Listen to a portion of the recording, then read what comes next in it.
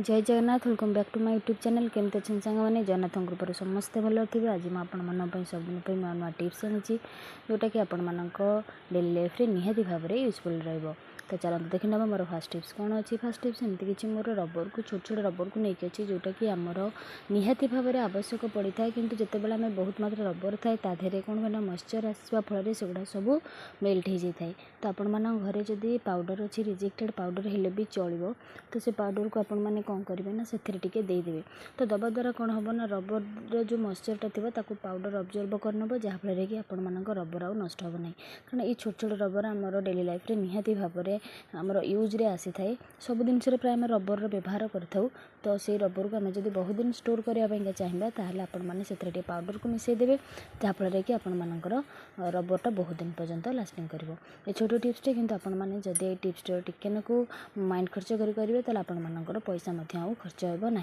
आशा करुँचे छोटिया टिप्सटी आपको निहाती भाव में भल लगी।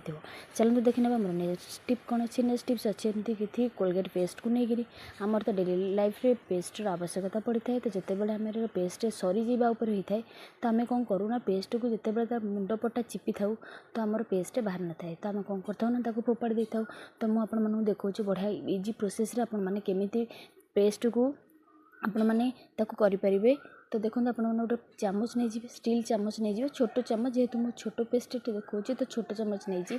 तो आपण मैंने यही प्रोसेस रे आपण मैंने पेस्ट को ताकू आउ किछि दिन आपण मैंने मध्य चली जाई परिबो। तो आपण मैंने निहाती भाव में जदि आपण मैंने एमती प्रॉब्लम फेस करचंती ताहले आपण मैंने ई स्पून सहायता रे आपण मैंने एमती टिके करंतु देखिबा आपण मानको पेस्ट आउ किछि दिन पळेबो। आशा करछि ये सुंदर टिप्स टी आपण मानको मध्य निहाती भाव में भल लागिथिबो। जदि भल लागिबो निहाती भाव में गोटे लाइक शेयर सब्सक्राइब करिया पेंका आदम भी भूलिबे नहीं। तो देखंतु पेस्ट केमती हमर पळे आसिला आगु को तो आपण माने आउ असुविधा हबनी कि आपण माने जो पेस्ट को फोपाड़ी दे थांते सेटा आपण मानकर आउ किछि दिन मध्य चल जाई परिबो। तो चलंतु देखि नबा मोर नेक्स्ट टिप्स कोन अछि। तो नेक्स्ट टिप्स अच्छी मोर एमती किसी माटी दीप को नहीं जो दीप आम यूज कर दे था।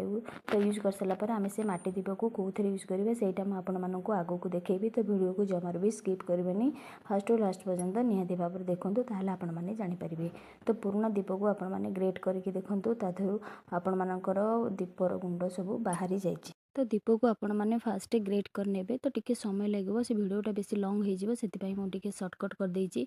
तो ग्रेट हो सारा पर आपण मैंने से सर्फ देदेवे आपर टिके लेंबू देदेवे। लेंबू जदि आपण मानकर तो निहाती थी तो लेंबू जदि आपण मैंने नष्ट हो जाए से लेंबू भी चलो। सर्फ जगह आपण मैंने घरे जो डिटर्जेंट यूज कर से डिटर्जेंट को नहीं पारे। तो दुईटा जिनस को आपण मैंने ये दीपर गुंड सहित भल कर मिक्स करने आम गोटे भल सल्यूशन बाहरीगला। तो ताकू आपण मानकर जो सुना जिनस अच्छी रिंग हो मंगलसूत्र हो चूड़ी हो आपण मैंने ताधे आपण मैंने देखो सफा करूँ देखिए आपण मानकर गोल्डन जिनसटा बहुत भाव में चमक आपण मानक आउ मार्केट नहीं जावाक पड़ोनी। कारण सुना जिनस पिंधा समस्त को ही पसंद आसी है। जदि से गुड़िक मली हो जाए तो आपण मैंने यही घरेलू उपाय निहाती भाव में क्लीन करूँ देखिए आपण मानकर कौन जिनस नष्ट हेनी कि आपण मानकर पैसा खर्च हेनी। यही टिप्स आपण मैंने सब गृहिणी मैंने करूँ कारण गृहिणी मैंने समस्त सुना जिनस तो यूज करते। तो तापर आपण मैंने कौन करेंगे ना टिके ब्रश कर सारापर टे भल पानी धोईदेवे। तो देखो पूर्वर मो मुदीटा केमती थिला तो एबे देखो मुदीटा को सफा कर सारापर मुद्रा देखो पूरा मार्केट रू आनला पर पूरा देखा जाउची। तो तापर आपण मैंने गोटे कॉटन कपड़ा हो आपण मैंने से पोछी नहीं जीवे। तो यही टिप्स आपण मैंने घरे करंतु देखिए आपण मानकर मनी सहित टाइम सेव होगी रहिबा। मझे मझे एमती गोल्डन जिनस को आपण मैंने घरे क्लीन करेंगे।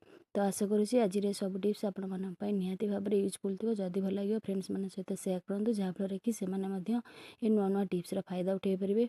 और जो मैंने मो चैनल रे नुआ थे प्लीज सब्सक्राइब करेंगे पाखे थे बेल बटन को क्लिक करेंगे जहाँफल कि मो वीडियो नुआ नोटिफिकेशन आपण पाखे खूब जल्दी पहुँच पार। रोचे जय जगन्नाथ देखा नेक्स्ट ब्लॉग।